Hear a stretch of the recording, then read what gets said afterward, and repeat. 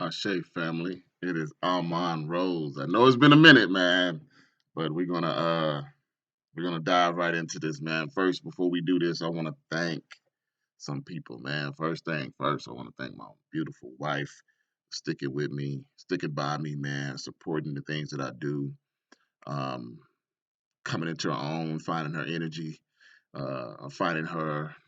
I wouldn't say finding her energy because she's magical. She just doesn't really believe into all the things that she can do and the possibilities that she has. But I just want to thank her for supporting me and being there for me. My children, of course, I told everybody, without them, there's no me. Um, my Queen Tony, made this for me. I don't know. I told her she made it too long. I said I wanted it, you know, 22 inches, so it's like right here, so you guys can see the ankh.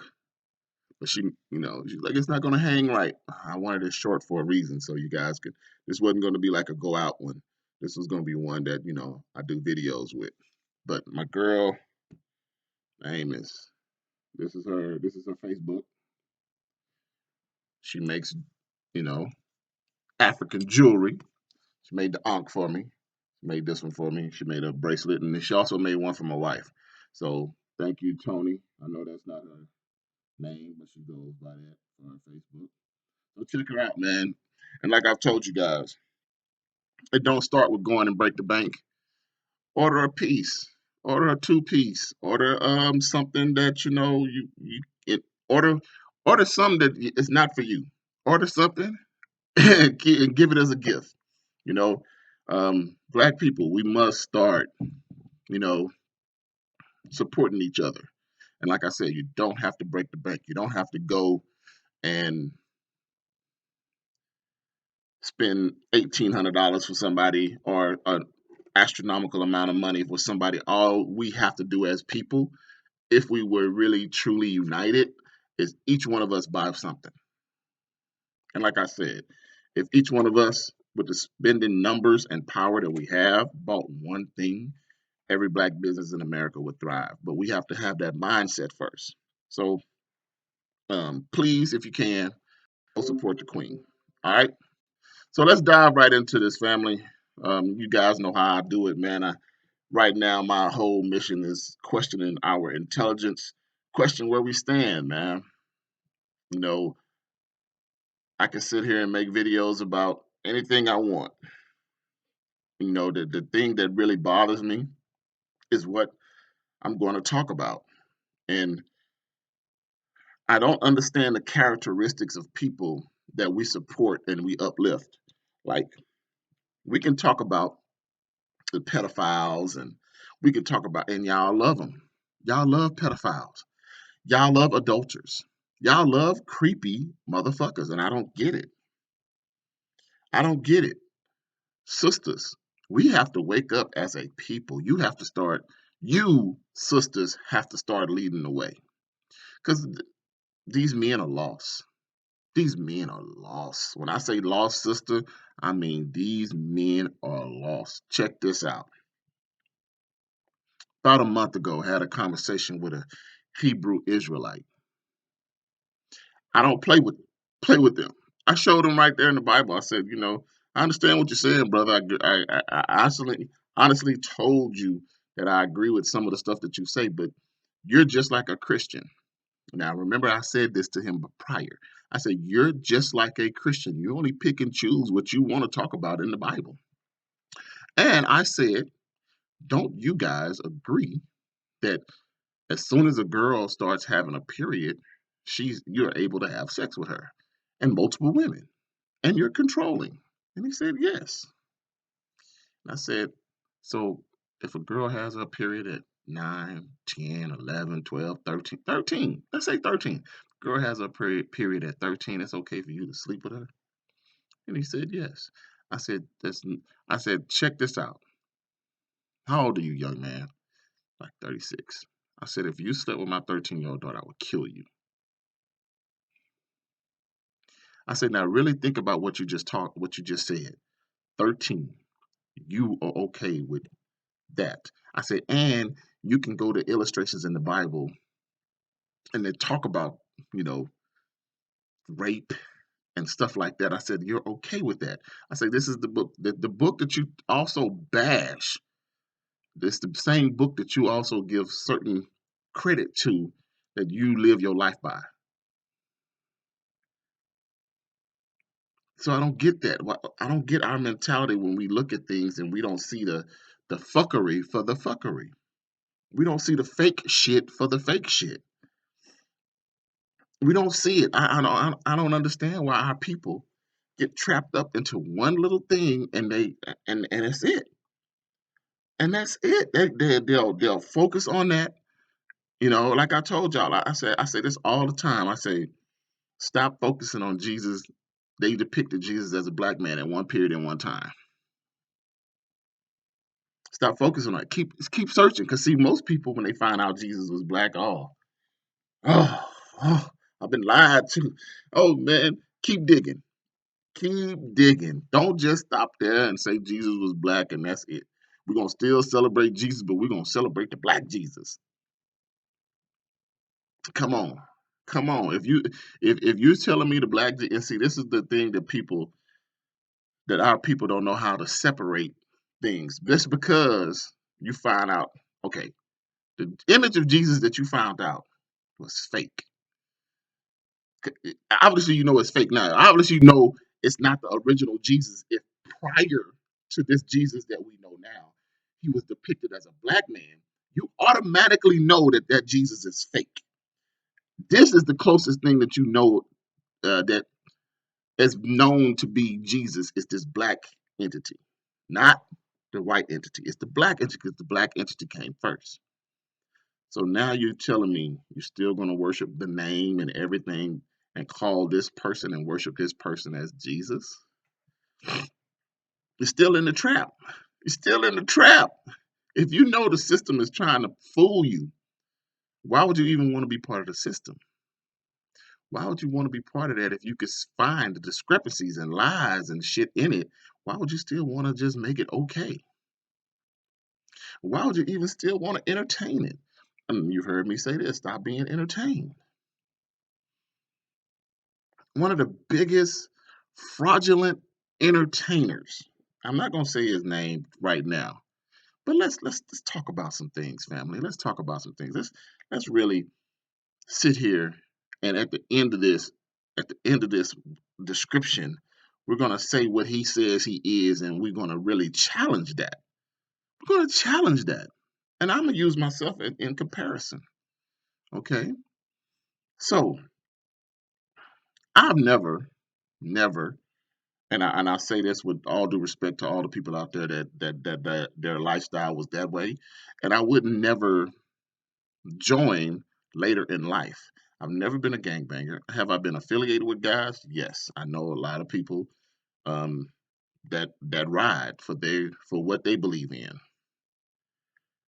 But I've told you guys from day one, this is an institution created by white folks to have us hate each other. It's an institution created by white folks that have us hating on each other. What other gang goes after gangs that look like them? What other mob of people go after people that look like us? They have somebody that they hate and they go after those people. KKK don't go after the skinheads. The skinheads don't go after KKK. They hate black people and Jews. They go after you guys. Show it to me. Prove it to me. But anyway, with all due respect, like I said, I never claimed it. I can't claim it. My mom's was on my ass from day one. So if your mom's was on your ass, if you didn't struggle, if you didn't grow up in that life, how are we allowing a character to say this was my life? Then from I want to say 16, 17, this person has been basically a millionaire. You allow this person to tell you that they're running hoes. You allow this person to tell you that they have a gang set mentality, but then when they're around real gangsters or AKA killers, they tuck tail and they say, "Oh, I love you. Oh, you tried to set me up and get me killed, man. I love you, dog. What fucking gangster y'all know like that? What fucking gangster y'all know that ain't out there being a player? Got two, three different women, been married for 27, 28 years straight, fighting for his relationship. I ain't saying the man perfect. I'm just saying that ain't gangster. Oh, I gave it away, huh? That ain't gangster. Did y'all put it together right there? I can't claim that shit. I mean, like I said, I'm gonna use myself. I can't claim that. You know, I can't claim that. I can't. And my thing was what happened a couple of months ago to me was a big setback for Black people. This year has been setbacks. Super Bowl was a setback. The Oscars was a setback. All this shit was setbacks, and you guys are falling for the fuckery. Gangsters have been under attack for a long time, family. The most negative situation that we can talk about in the Black community is gang culture, but it was celebrated. We have hundreds of thousands of people that have been families have been torn apart because of gang violence, and we celebrated it on national TV. Where are we at right now? What are we thinking about right now? So the person that I'm talking about is Snoop Dogg. Snoop Dogg is one of the fakest people on the planet. He's never been gangbanging. He and his cousins started 213. Well, they didn't start 213. They lived on 213, right? 21st Street and three of them. So they started that, but he tried to sell dope. He never rode on anybody. Tried to sell dope, got caught. His mama beat his ass, wouldn't let him go out no more, and made him get into music. Y'all can do and see this is the thing that kills me. Y'all can do the research on the brother. Y'all can do the research on the brother. Um, what's the situation? He was 16, 17 when that happened, maybe even younger. Calvin Brodus, he was 16 or 17 when that happened. How old was he when he came out with Dr. Dre? Wasn't he young? And this is a person that calls himself a gang banger that was dealing with Suge Knight, a well-known blood.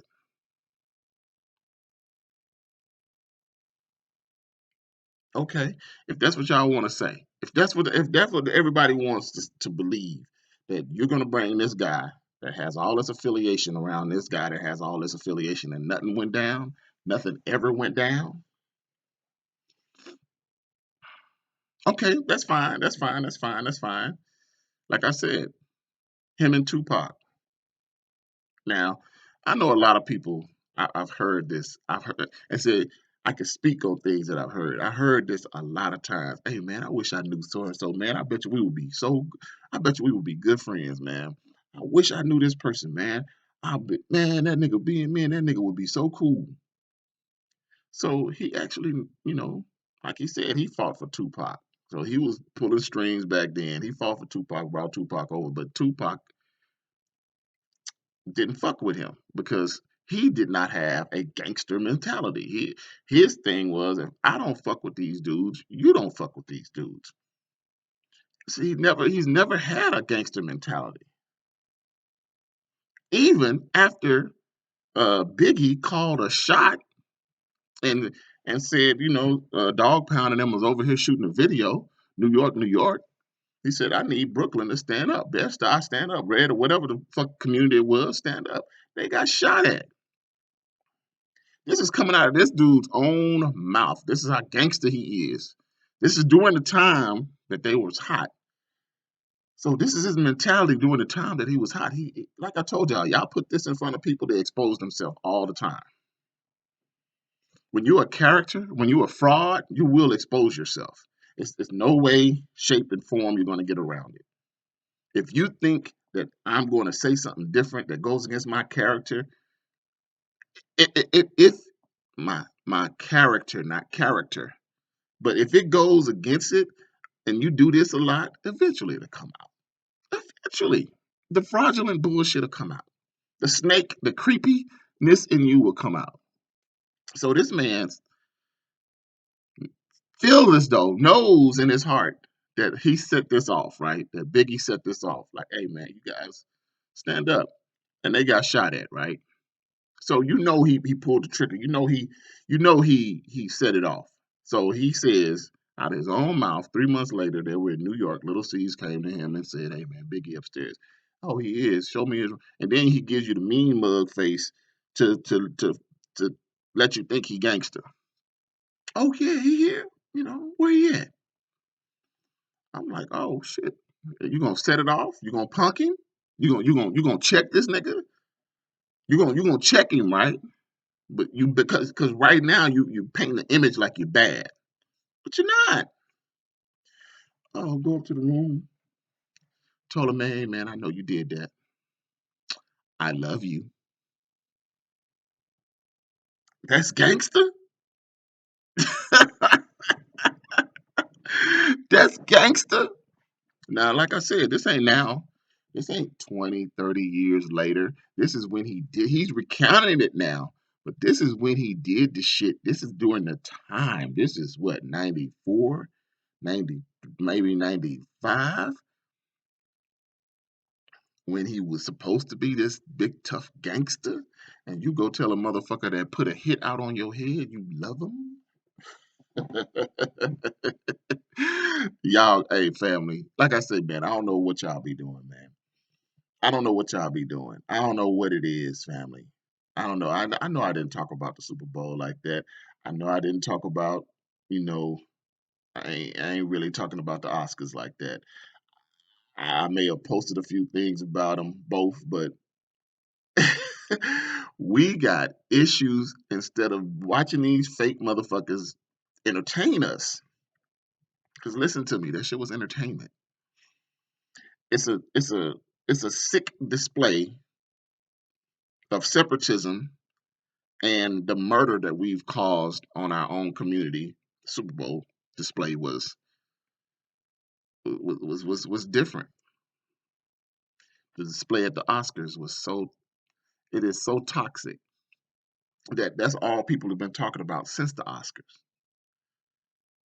That's all people have been talking about. And I told y'all, let's wait and see what happened. Now you got lawsuits, you got lawyers involved. Now you got Will Smith being banned for 10 years. You got all this bullshit happening all over entertainment. It's entertainment. Will ain't gangster. Will ain't gangster. Y'all called that soon as it happened, but y'all can't call that Snoop ain't gangster. Oh, y'all can't call that Snoop ain't no pimp. Snoop ain't no pimp, man. What girls did he run? And I understand that you guys can, you allow people to say, "Hey, man, I'm pimping." Money Mike said, "Hey, man, I am not a pimp. I embody it, but you can't continue saying that shit for the rest of your fucking life." You guys allow these clowns, and look at the character. Look at the character Calvin Brodus has displayed. At first, he was a booty sniffing, booty fucking gangster, right? Then he was kind of a mob boss, Italian also mob boss. Then he was a pimp. Then from the pimp, he was just, "Oh, I'm just gonna be Snoop." Then from that, he went to being a reggae star. Then from that, he went to being a DJ. I mean, what the fuck? What the fuck? Now he's slim. What the entire fuck? Y'all let these people develop their character in your face, give you some bullshit, and you fall for it. You fall for it. I'm not saying the brother ain't talented. I'm not saying all of this shit. I'm just saying we gotta stop wanting, cause see, you want this shit. This ain't some shit that you just Even though they give it to us and they make it and they create it and they shovel that shit down our throat, black community, you want it. It's the same thing with with Snoop. He's building a character. It's the same thing with Charleston White. Y'all follow this character because it's entertaining. Stop being entertained. I don't get it. Why? What for? What for? Hmm? And now all of a sudden this man is you know what bothers me. I'm gonna say this and I'm gonna wrap it up, family. Y'all know what really bothers me? Somebody's been gone for 20, 30 years. Now everybody and their mama got something to say. If you didn't say nothing back then when he first died, why are you talking now? Why? Why? Please tell me. If you wasn't who banging and riding then, why are you who banging and riding now? What's the interest all of a sudden to try to make sure and y'all can see all the people that checked this brother. Y'all don't think this brother didn't have a hand in all that bullshit that was going on during that time. Y'all believe that he brought him over to death row. So y'all don't believe he could have did what he did. Hold on. Y'all believe that he was on trial for murder. How is that? You can get any lawyer to try to explain it to you. How am I going to be charged with murder when somebody tried to attack me and my bodyguard shot them? I didn't do nothing. How? That was just, that was entertainment. He's been an entertainer from day one. And we fall for the shit. We keep falling for the shit. And you guys see it. You know it. They'll tell you, oh, I'm just doing this for the paper. If it don't make dollars, it don't make sense. I was listening to I like I like West Coast Wednesday. I don't like Snoop music. I like West Coast Wednesdays, but I was listening to DJ Quick and I was like, DJ Quick was the first Snoop Dogg. Okay, but y'all gotta listen to DJ's Quick. If it don't make dollars, it don't make sense. Track. It embodies what I'm talking about. Go check it out. But anyway, fellas and ladies, if there's anybody here, um, like I said, man, we gotta stop falling for fuckery. We gotta stop doing things for entertainment. We gotta stop wanting to be entertained. We gotta do things to uplift our community and start trying to achieve unity. You know, we have to, and we have to stop believing in other people's culture, man. We have to. That's that, and this is why I really don't be on here that much. We embody other people's culture way too much, and my African people, you guys. I mean, you guys got to stop with all the separatism, family. We're Africans. Anyway, like I said, man, I do this because I love y'all. I just want to challenge your intelligence. I just don't understand why we want to be entertained so badly that we just fall for any fuckery that comes to us. We have to stop falling for it. Hey, man, I do this because I love y'all, man. Stop wanting to be entertained. Like I told y'all, turn that TV off for a few moments, read something, use this little. I know a lot of people hate it, but use this little thing right here, man, and read something. And you can, like I said, you can be anything you want to be these days, but you still continuously want to be sleeping fooled. So all I'm trying to do is spark it, man, to wake up. All right? Do this because I love y'all.